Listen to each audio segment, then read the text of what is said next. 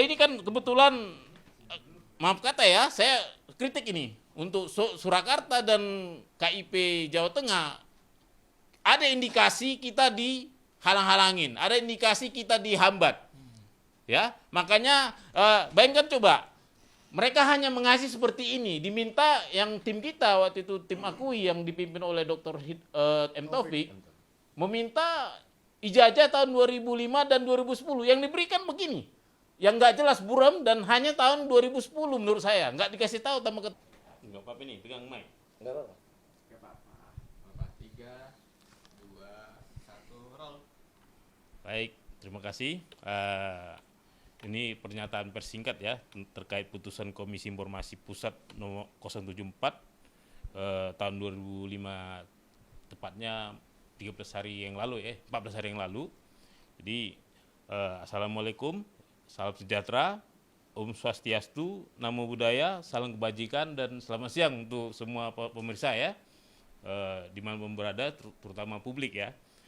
Saya Dr. Bonato Silalahi menyampaikan bahwa kemarin saya dihubungin pihak KPU menyatakan mereka memutuskan untuk tidak melakukan banding terhadap putusan Komisi Informasi Pusat nomor 74 kemarin yang disampaikan oleh Komisi Informasi Pusat yang mengabulkan permohonan saya, yaitu membuka 9 item yang disembunyikan mereka ya. Ini kan ada disembunyikan mereka 9 item. Nah, jadi waktu itu ini saya peroleh di bulan Oktober, lalu saya bersengketa untuk menyatakan agar KIP membuka ini semua. Dan alhamdulillahnya puji Tuhan ini dibuka semua sama KIP, 9 ini dibuka. Nah, tapi karena peraturannya memang memberi kesempatan untuk KPU berpikir apakah melakukan banding atau tidak ke PTUN, ternyata ya berdasarkan yang kita prediksi ya, ternyata KPU yaitu tidak mau melanjutkan lagi. Dan sorry, maaf ada gangguan. Oke. Nah, jadi tentunya saya menghargai peran Presiden Republik Indonesia ya selaku kepala negara yang selalu menjaga iklim demokrasi. Kita tahu bahwa informasi adalah jendela demokrasi kita, dan Komisi Informasi Pusat ini selaku penjaga jendela itu supaya selalu terbuka, supaya kita publik di negara Republik ini bisa ya melaksanakan hak-hak publiknya untuk memperoleh informasi tadi. Ya.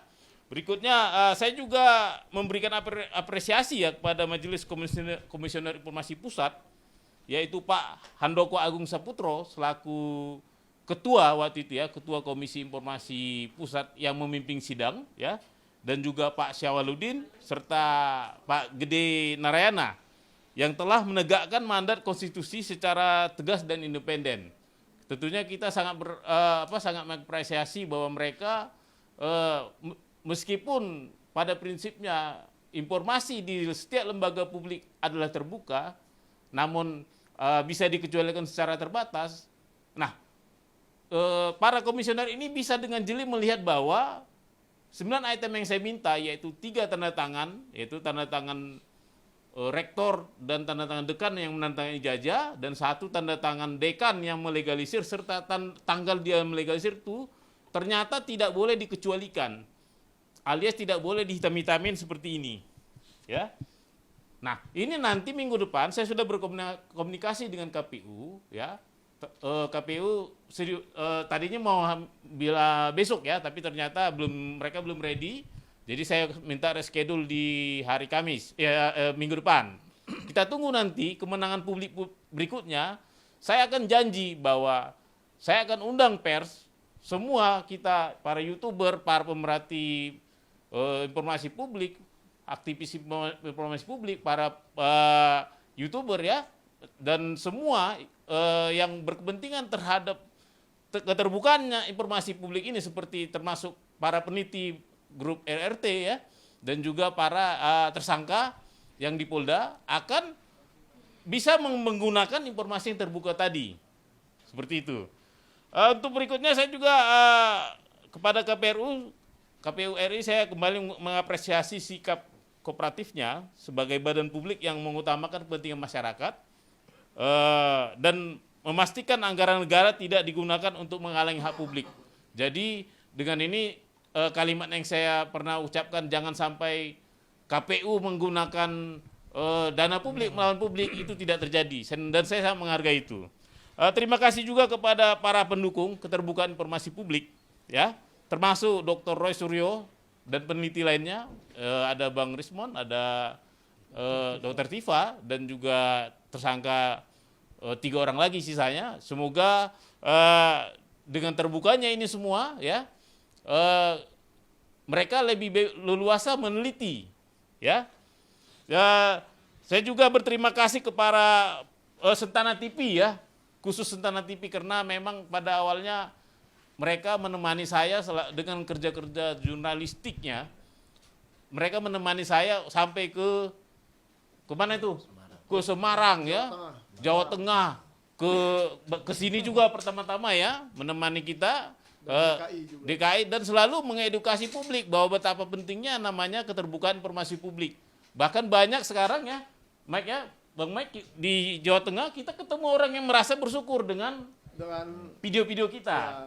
Mereka jadi tahu bahwa keterbukaan informasi publik itu adalah hak penduduk desa waktu desa Wonosegoro, ya. Nah, mereka bercerita karena menonton tayangan dari TV tentang keterbukaan informasi publik, mereka jadi tahu cara memintanya. Ya. Seperti itu. Dan juga saya juga berterima kasih nih untuk komunitas pemerhati hukum, ya, para advokat, serta nih terutama nih anggota DPR RI yang seperti Pak Dedi Sitorus, Pak Dedi Yusuf, dan Komisi 2 yang pada saat itu sudah turut menyuarakan betapa pentingnya transparansi, di mana kita tahu waktu itu KPU mengeluarkan peraturan keputusan nomor 731 yang melarang, catat ya, melarang dibukanya 16 item syarat calon presiden, termasuk salah satunya adalah ijazah. Namun bersama publik yang marah dan disambut lagi oleh para anggota dewan kita, para anggota wakil kita DPR yang saya sebutkan nama, dan juga ketua komisi waktu itu memanggil KPU, akhirnya keputusan 731 dicabut. Nah, bisa kita bayangkan kalau ini tidak dicabut, pasti kita akan tempurnya di sini, akan panjang lagi dan kita tidak akan dapat ini. Ya. Berikutnya juga yang paling utama, ya, saya berterima kasih kepada publik, ya, terutama publik-publik yang rewel, ya, yang selalu berteriak di medsos-medsos waktu itu, yang menyatakan kok ijazah disembunyiin macam segala. Sebenarnya intinya ini bukan masalah ijazah, ini masalah lebih luas, yaitu demokrasi. Ijazah ini hanya salah satu informasi yang terkait dengan keterbukaan informasi. Seperti itu. Nah, saya juga sekarang sedang meminta salinan ijazah Pilgub DKI 2012, ya, serta Pilwalkot Surakarta tahun 2005 dan 2010, dan berharap KPU Provinsi DKI Jakarta serta KPU Kota Surakarta segera mematuhinya, agar nanti juga saya kalau boleh minggu depannya lagi kita bisa share ke publik ijazah yang dipakai tahun 2005 bagaimana, tahun 2010 bagaimana, tahun 2012 bagaimana, 2014, ya. Nah, untuk ini kan kebetulan maaf kata, ya, saya kritik ini untuk Surakarta dan KIP Jawa Tengah, ada indikasi kita dihalang-halangin, ada indikasi kita dihambat, ya. Makanya bayangkan coba, mereka hanya mengasih seperti ini, diminta yang tim kita waktu itu, tim Akui yang dipimpin oleh Dr. M. Taufik, meminta ijazah tahun 2005 dan 2010, yang diberikan begini, yang nggak jelas buram, dan hanya tahun 2010 menurut saya, nggak dikasih tahu sama. Ya, semoga nanti dengan suratnya yang saya berikan ini, saya sudah bisa disut supaya dibaca KPU Surakarta. Saya baru memberikannya tadi, ya. Mohon kiranya KPU Surakarta mengindahkan putusan KIP ini, karena ini sifatnya sudah final dan mengikat.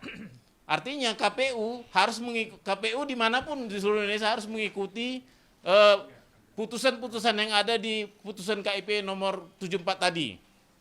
Ya.